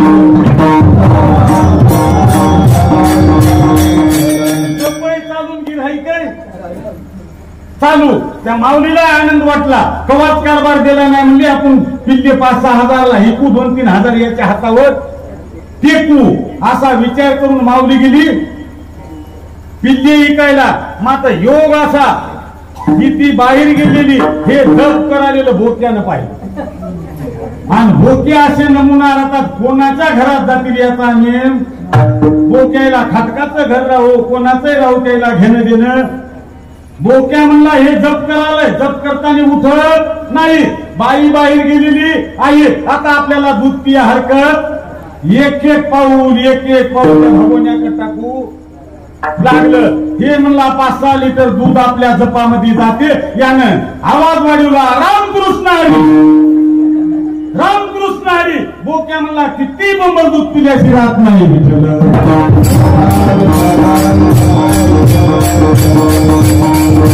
शेवटी बोक्या जवळजवळ चुलीच्या गेला. 2 पाय वरी टाकली. हे म्हणला पिते सांडी होती हातामध्ये बशीच्या गळ्या एवढी माळ होती. जी हाणली फेकून ती अडकली बोक्याच्या गळ्यात. बोक्याला माळ पडली. हे झाला मोकळा. आता मला सांगा असा जप केल्यानं किती दिवसाला देवाची प्राप्ती होईल? म्हणून तुकाराम महाराज म्हणतात मी काहीच केलं नाही फक्त त्या भगवंताच्या नामाचा छंद जडवून घेतला. आणि किती जडवून घेतला जसं म्हणाले लोभासाठी मन धावते तेवढा माझा जप केला. महाराज अभंगाच्या 3ऱ्या चरणात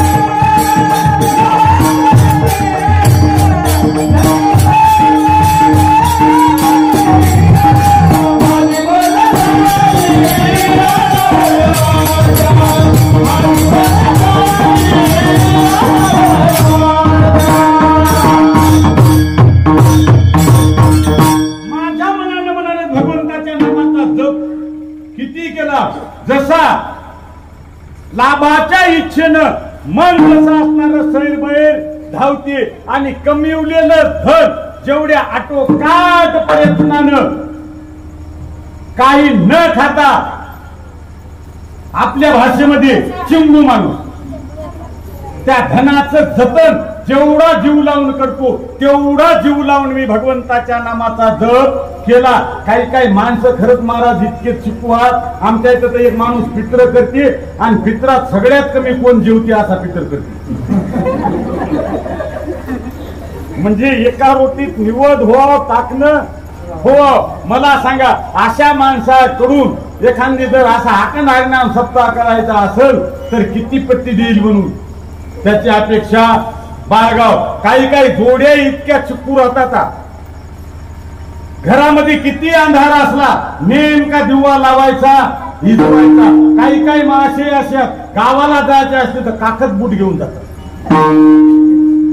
एकदा एकाच जवळपास तुमच्या गावचं माणूस असं सप्त्याला आलं. योगानं घरी बायकोनं दिवा लावला होता म्हणून नीट येऊ लागलं आणि म्हणला कमाल झाली. म्हणला मला तिने दिवा जुळला की नाही कडे. म्हणला सगळं दिवा भरतील झाल्याशिवाय राहत नाही म्हणून इथं जवळ आलेलं गावाकडे गेलं.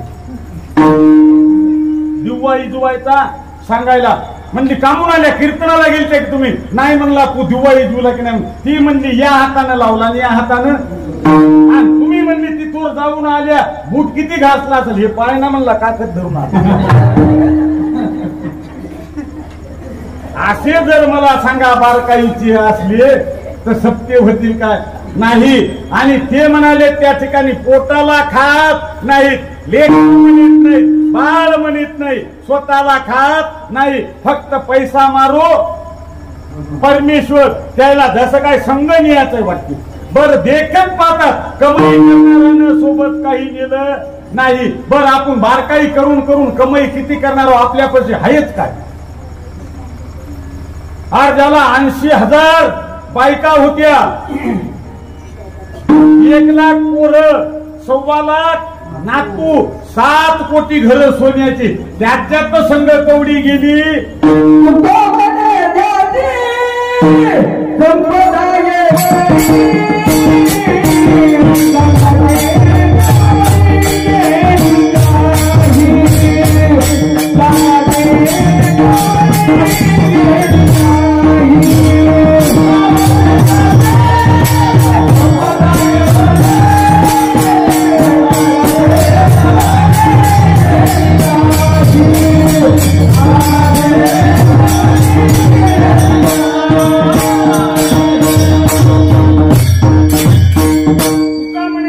संपदा केवडी सांगते कवडी गेली नाही ना आपल्यालाही कळती. मात्र त्या ठिकाणी ती आशा सुटत नाही. म्हणून महाराज म्हणतात जसं लोभ्याला धन आवडते तसं मला भगवंताचं चिंतन आवडलं. आणि एवढं चिंतन माझ्या मुखात केल्यामुळं माझी अवस्था कशी झाली महाराजा रंगाच्या शेवटच्या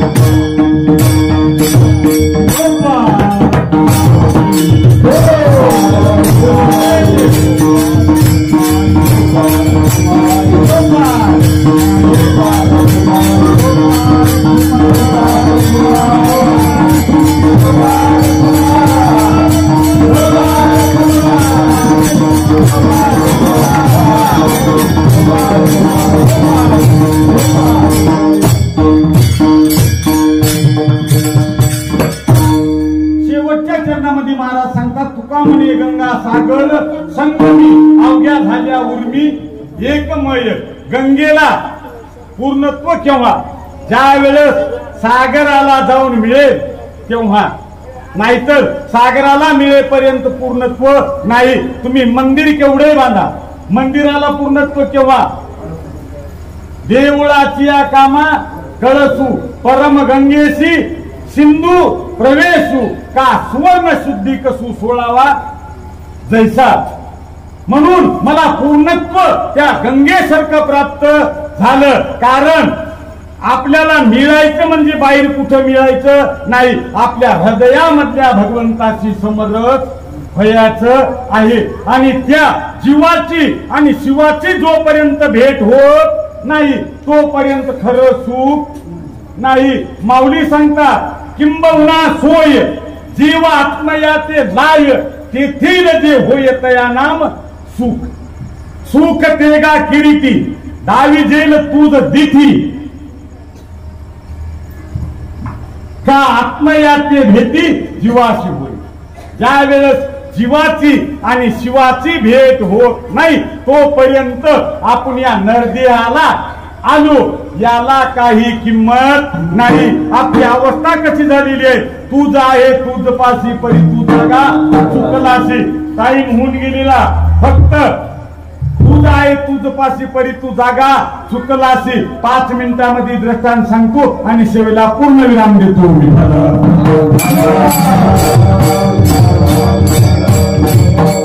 एक वारकरी पंढरपूरला जाऊ लागले आणि महिन्याला वारकरी बरेच जातात. कारण बऱ्याच वारकऱ्याचा असा नित्य नियम आहे, ही एकादश घरी सोडायची पंढरपूरला चलायचं, पंढरपूरला सोडायची ती घरी सोडायची आणि चालू सारखा त्याचा प्रवासी जीवन. पूर्वीचा असाच एक वारकरी पंढरपूरची वारी करायचा आणि त्याच्याजवळ 1000 रुपये होते.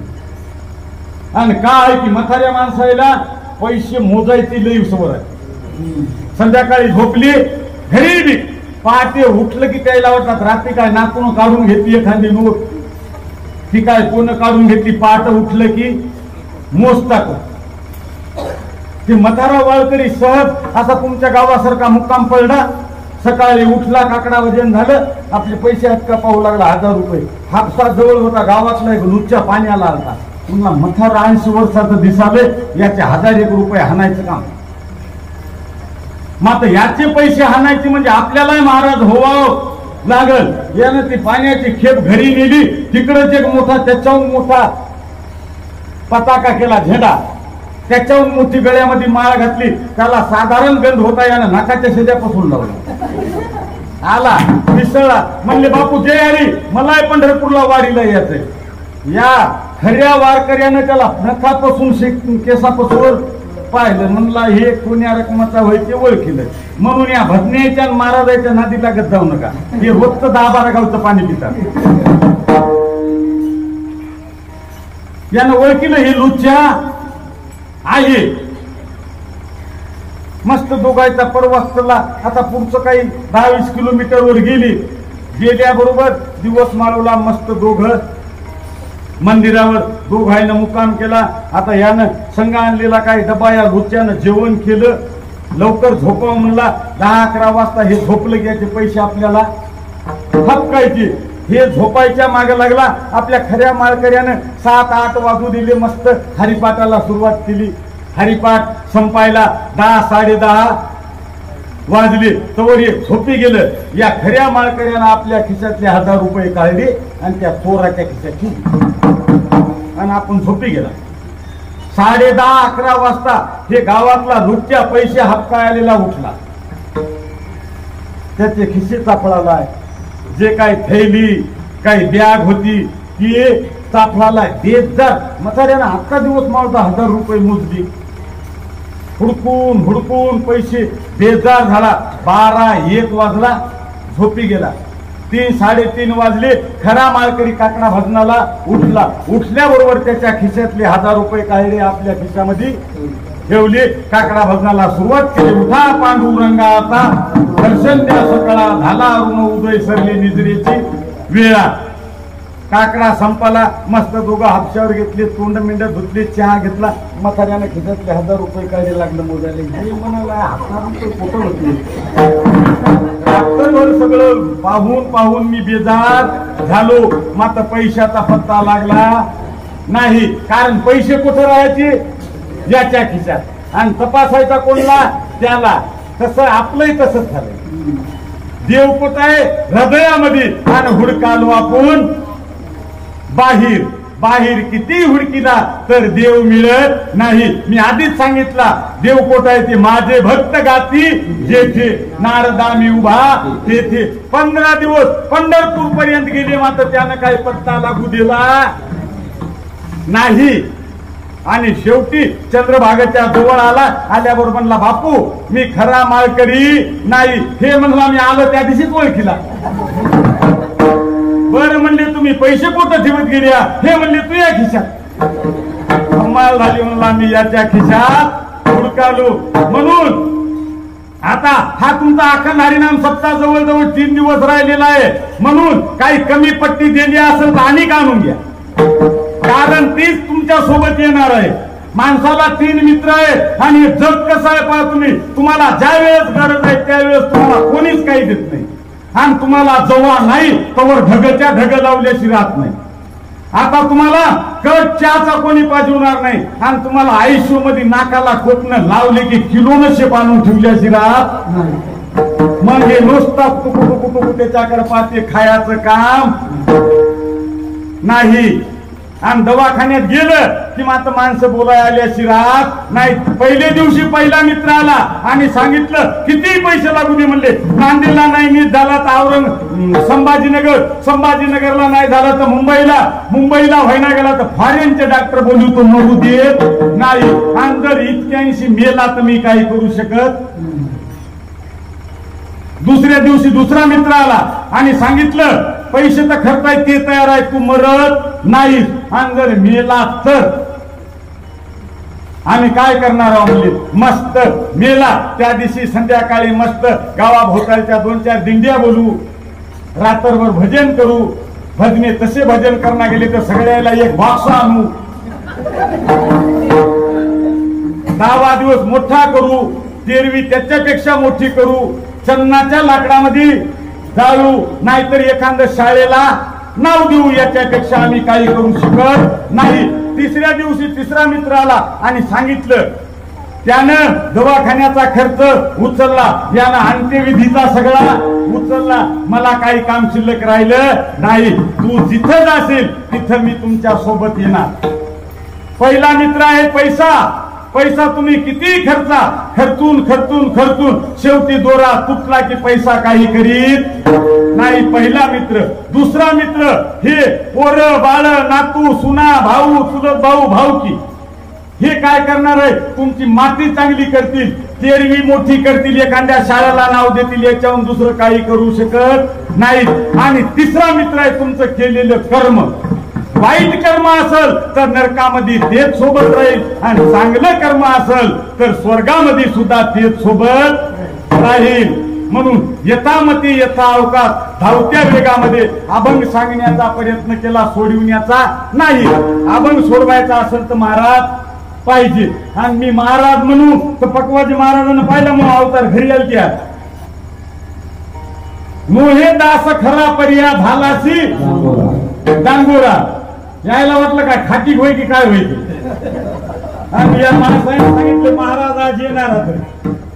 महाराज भास तसाच झाला तुम्ही विठ्ठला विठ्ठला.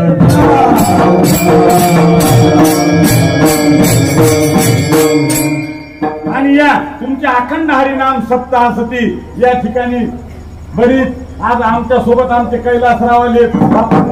इटोलीकर काय इटोलीकर भजनी मंडळ, आमचे आत्माराम महाराज, आमचे आमदारीकर महाराज हे गावातलेच काही आळंदी, आमचे गोविंदराव हिनेकरी बापू इथे बापू. खरंच आता आपण विचार करतो देव काही देव नाही. आपलं कीर्तन म्हणजे चालता बोलता कार्यक्रम राहते. गाठ्यातलं थोडं माथ्यातलं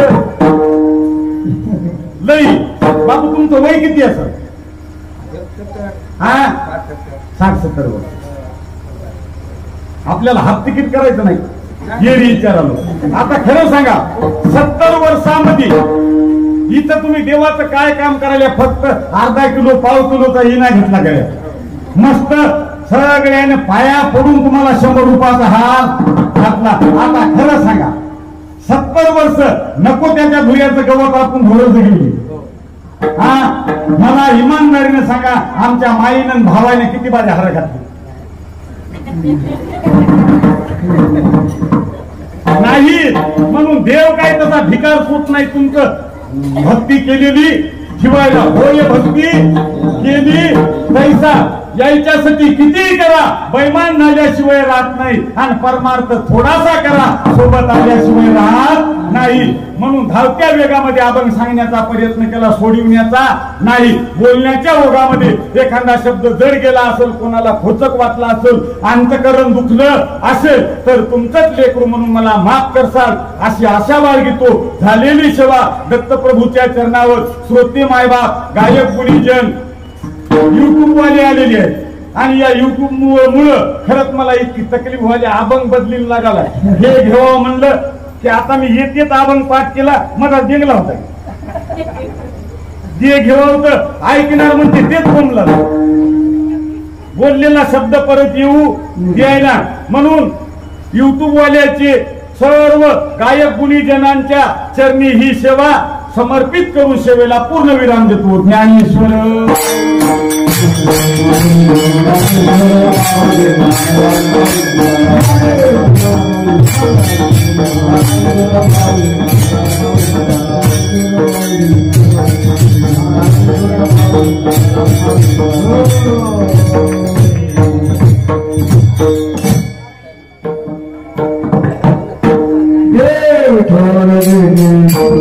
देव